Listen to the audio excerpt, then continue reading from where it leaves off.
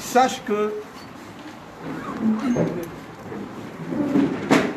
notre décision de ne pas aller aux élections du 9 février est vraiment fondée sur la déclaration que je viens de faire. Mais l'actualité et les conditions dans lesquelles se prépare ce scrutin montrent que même si nous avions décidé d'y aller, il y a de bonnes raisons et toutes les raisons pour que un parti qui est vraiment dans le combat politique pour le changement dans ce pays n'y aille pas. Parce que tout est fait pour rétablir la situation du parti unique ou de quasi-parti unique, où un parti politique, à sa guise et suivant ses humeurs, partage quelques sièges à quelques alliés et conforte sa position comme parti dominant. Car je voudrais maintenant vous indiquer quelques raisons juridiques et pratiques pour lesquelles le MRC appelle les électeurs camerounais à ne pas aller voter le 9 février 2020 et à rester chez eux. J'allais oublier cela. C'est important pour qu'on comprenne tout le sens de notre décision.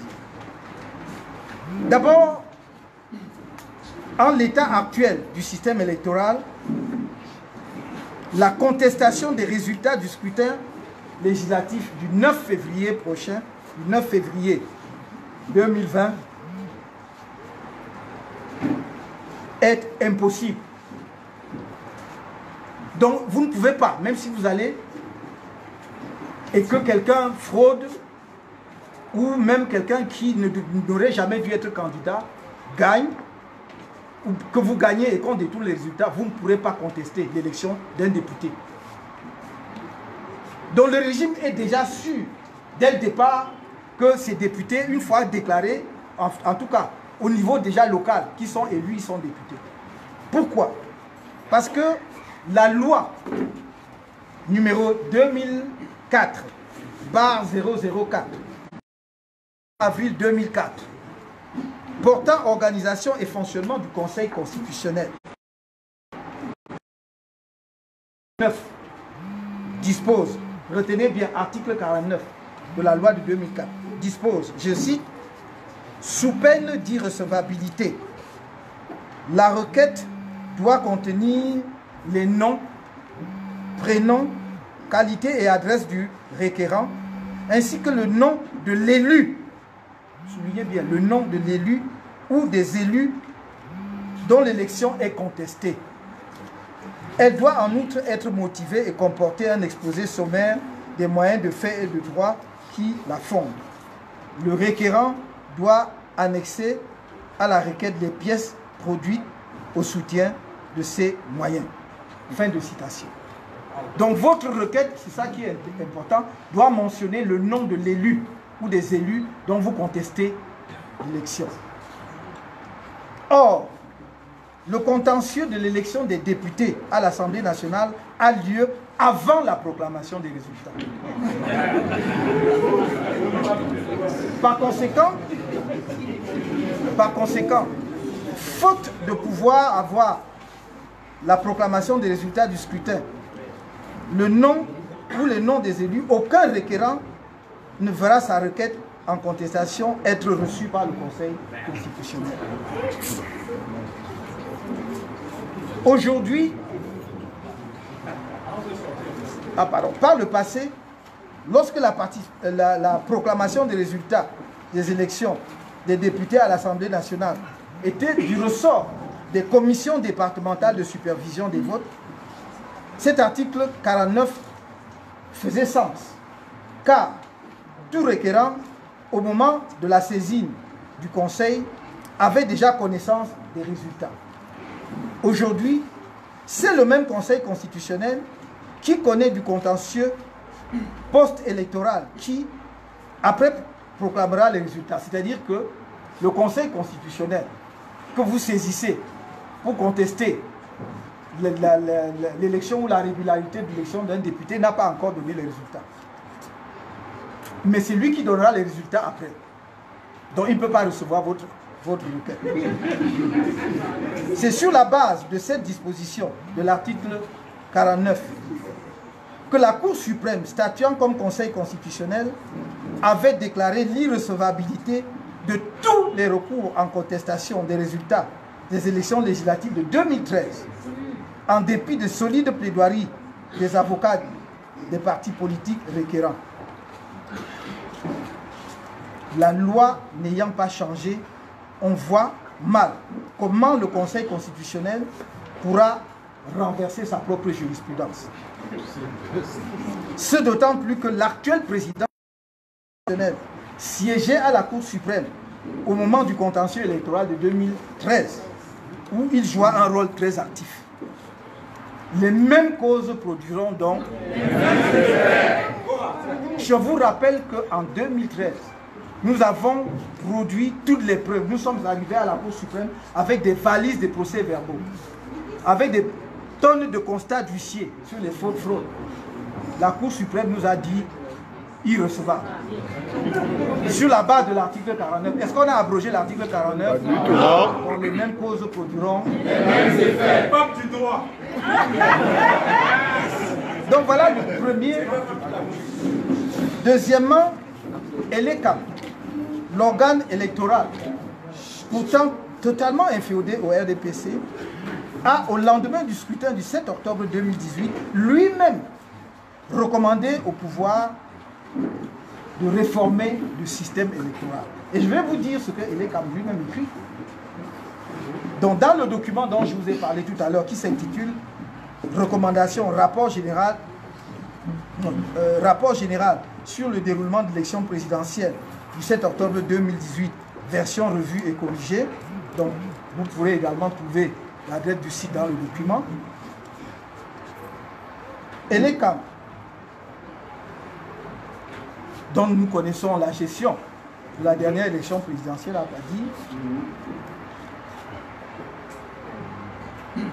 dit ceci. Premièrement, fixer un quota légal des femmes dans la constitution des listes des candidats, un quota également pour les personnes handicapées. Et il propose 35% de femmes, 10% des personnes handicapées et 2% des minorités. Voilà les propositions de l'ELECAM. Deuxièmement, réguler l'intervention des autorités administratives au sein des commissions locales de vote.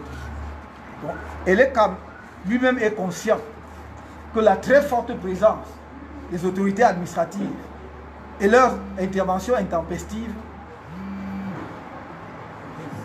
n'est pas, disons, ne crée pas les conditions favorables pour des élections justes et transparentes. Troisièmement, intensifier la collaboration entre les administrations publiques de l'État et l'ELECAM dans le cadre de la gestion du processus électoral dans son ensemble, tout en recadrant davantage le rôle de chacune des parties. Ça veut dire que l'ELECAM dit ici, en termes administratifs et diplomatiques, qu'eux-mêmes subissent les pressions des autorités administratives. Donc il faut qu'on recadre et qu'on définisse le rôle des uns et des autres. Quatrièmement, assouplir les dispositions de l'article 122 du Code électoral afin de remplacer l'exigence de l'extrait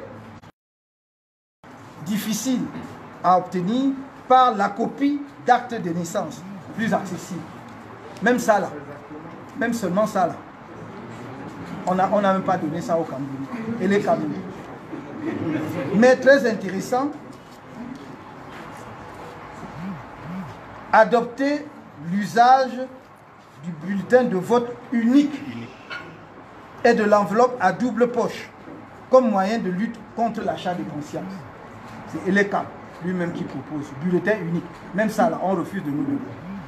Enfin, ramener la majorité électorale, non pas enfin, ramener la majorité électorale de 20 à 18 ans, mettre à la disposition des missions diplomatiques des moyens financiers conséquents afin de les appuyer efficacement dans la gestion du processus électoral dans les points focaux, actualiser les plans de sécurisation et enfin autoriser les huissiers à travailler exceptionnellement les jours de vote. Est-ce que vous avez obtenu une seule de ces choses? Non. Et ça, c'est l'organe en charge de l'élection. Et c'est l'organe dont nous tous, nous connaissons le degré d'inféodation au régime. Voilà le deuxième motif. Le troisième motif, qui interpellerait tout parti qui veut aller à ces élections, c'est la désinscription massive par ELECAM des électeurs dans les circonscriptions favorables au MRC et l'augmentation artificielle du nombre d'électeurs inscrits dans les circonscriptions acquises au RDPC. Et je vous donne les faits, parce que peu avant la convocation du corps électoral le 10 novembre 2019, le pouvoir a engagé à travers ELECAM une honteuse campagne de désinscription massive des électeurs dans toutes les zones du pays où le candidat du MRC était arrivé en tête lors du scrutin présidentiel du 7 octobre 2018. Parallèlement, l'organe électoral a augmenté artificiellement le nombre d'électeurs inscrits dans les zones où le candidat du RDPC était arrivé premier. Le MRC a interpellé ELECAM par écrit, par des moyens laissant trace, dont nous ne sommes pas contentés de protester verbalement, sans que les responsables de cet organe soient en mesure d'apporter la moindre explication à leur forfait. Le MRC est disposé à mettre à la disposition de toute institution nationale ou internationale les preuves de ces accusations qui sont graves. Donc nous avons les preuves. Si on veut, nous les mettrons à la disposition de la presse comme de tous les institutions. Voilà le troisième motif. Quatrième motif, de grossières obstructions administratives orchestrées par le régime pour empêcher aux candidats du MRC de constituer leur dossier de candidature. Depuis la convocation du corps électoral, à travers tous les pays et sur instruction du régime, les Camerounais et le monde entier ont été témoins des blocages administratifs que le pouvoir a dressés face aux candidats à la candidature du MRC, mais aussi des brimades et des actes de violence inqualifiables dont certains d'entre eux ont été victimes. Il ne vous a pas échappé, à vous, la presse, qui est très perspicace, que peu avant la convocation du corps électoral, on a fait un mouvement de la préfectorale. On a nommé de nouveaux sous-préfets, qui, comme par hasard, sont les plus zélés sur le terrain. Je ne vais donc pas ici faire des déductions, chacun peut constater.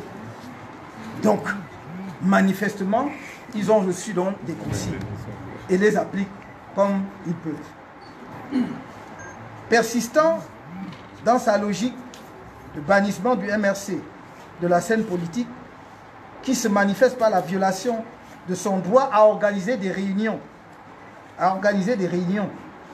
même dans son siège. Le régime a, dans le cadre de la convocation du double scrutin à venir, fait feu de tout bois. Rien, mais absolument rien n'a été épargné aux militants de notre parti. Bastonnade par l'autorité administrative. C'est le cas du sous-préfet de Kekem, dans le Honka. Donc je donne des faits.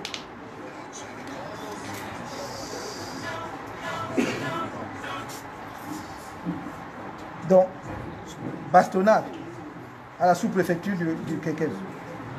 Désertion organisée des services par les autorités administratives et municipales.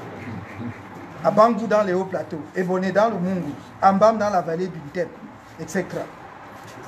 Signature de documents sur la base de considérations tribales, sous-préfecture de Yaoundé 3. Corruption à ciel ouvert dans les services de la justice et des impôts. Dans certaines localités, menaces de représailles sur les huissiers qui acceptent de procéder à des constats par des procureurs. Désertion des refus assumés d'assigner des extraits d'actes des extraits de naissance de certains candidats du MRC, confiscation pure et simple du dossier avec menace de faire intervenir les forces de sécurité pour agression, c'est le propos tenu, agression et séquestration et rébellion, ils aiment tellement ce mot rébellion, de l'autorité si le ou les candidats réclament la restitution de leurs documents. Dans les médias, sur les réseaux sociaux, à travers de multiples témoignages, des Camerounais et le monde entier ont pu voir comment le régime a criminalisé l'appartenance au MRC. Tous les obstacles administratifs dressés sur le parcours des candidats du MRC